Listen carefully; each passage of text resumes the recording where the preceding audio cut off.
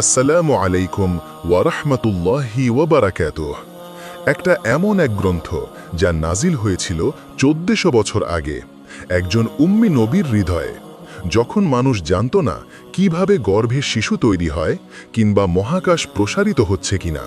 আজ বিজ্ঞান যা যা আবিষ্কার করছে তা এই গ্রন্থে ছিল অনেক আগেই। এই অলৌকিক গ্রন্থই হল আল কুরআন। বন্ধুরা, আপনি যদি সত্য, বিজ্ঞান ও ঈমানের সন্ধানে থাকেন তাহলে এখনই সাবস্ক্রাইব করুন আমাদের চ্যানেলটি। পাশের বেল আইকনে চাপ দিন যাতে ভবিষ্যতের ভিডিওগুলো আপনি মিস না করেন। কোরআনের শুরুতেই বলা হয়েছে, খলাকাল ইনসানা মিন আলাক। তিনি মানুষকে সৃষ্টি করেছেন আলাকা, ঝুলে থাকা জমাট বস্তু থেকে। আজকের ভ্রূণ বিজ্ঞান বলে ভ্রূণের প্রাথমিক দশা হয় এমন এক রক্ত মাংসের মতো বস্তু যা জরায়ুর ভেতরে ঝুলে থাকে এবং সংযুক্ত হয়। আরবি আলাকা শব্দের অর্থও তাই, ঝুলন্ত, জমাট, জোকের মতো বস্তু। ডক্টর কিথ এল মুর, বিশ্ববিখ্যাত খ্রিস্টান ভ্রূণ বিজ্ঞানী, তার বইতে বলেন এই বর্ণনা আধুনিক বিজ্ঞানের সঙ্গে অবিকল মিলে যায়।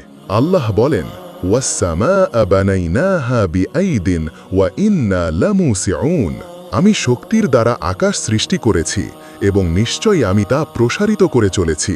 1929 সালে এডউইন হাবল টেলিস্কোপের মাধ্যমে দেখেন গ্যালাক্সিগুলো একে অন্য থেকে দূরে সরে যাচ্ছে, মানে মহাবিশ্ব ক্রমেই প্রসারিত হচ্ছে। কিন্তু এই কথা কোরআনে বলা হয়েছে সেই সময় যখন পৃথিবীর মানুষ জানতই না মহাবিশ্ব কাকে বলে। আল্লাহ বলেন, আউ কাযুলুমাতিন ফি বাহরিল লুজ্জি, অথবা গভীর সমুদ্রের অন্ধকারের মতো, যাকে ঢেকে রেখেছে তরঙ্গের ওপর তরঙ্গ এবং তার উপর মেঘ।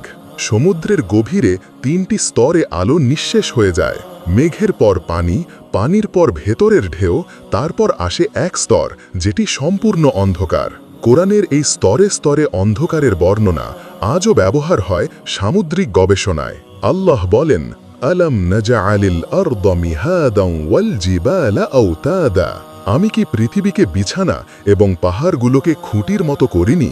পাহাড়ের ভূমি থাকে চোখে দেখা অংশের চেয়ে অনেক গভীরে। জিওলজির ভাষায় এগুলো ভূমিকে ধরে রাখে খুঁটির মতো, যেমন পেরেক ধরে রাখে কাঠ। এই তথ্যটি প্রমাণ করেছেন ডক্টর ফ্র্যাঙ্ক প্রেস, সাবেক president, national academy of sciences. আল্লাহ বলেন, ইয়াখলুকুকুম ফি বুতুনি উম্মাহাতিকুম খালকাম মিন বা'দি খালক ফি যুলুমাতিন সালাস। তিনি তোমাদের সৃষ্টি করেন মায়ের গর্ভে 3টি অন্ধকার স্তরের মধ্যে। গাইনেকোলজি অনুযায়ী একটি শিশু জন্ম নেয় 3টি স্তরের ভেতর দিয়ে: অ্যাবডোমিনাল ওয়াল, ইউটেরাইন ওয়াল এবং অ্যামনিওটিক স্যাক। এই স্তরগুলোকেই কোরআন বলেছে যুলুমাতুন সালাস, 3টি অন্ধকার। আল্লাহ বলেন, ওয়া আনজালনাল হাদিদা ফীহি বা'সুন শাদীদ। আর আমি লোহা অবতীর্ণ করেছি যাতে রয়েছে প্রবল শক্তি। আজ অ্যাস্ট্রোফিজিক্স প্রমাণ করেছে লোহার মূল অংশ পৃথিবীর নয়, এটি এসেছে মহাকাশের বিশাল বিস্ফোরণ সুপারনোভা থেকে। আর কোরআন বলছে আনজালনা, অর্থাৎ আমরা তা আকাশ থেকে নামিয়ে দিয়েছি, যা বিজ্ঞান আজ স্বীকার করে। একটি গ্রন্থ যা বলেছে এমন সব তথ্য যা আধুনিক বিজ্ঞান শত শত বছর পর আবিষ্কার করেছে। এটা কি কোনো মানুষের লেখা হতে পারে? নিশ্চয়ই না। এই কোরআন এসেছে সেই সৃষ্টিকর্তার পক্ষ থেকে, যিনি জানেন গোপন ও প্রকাশ্য সব কিছু।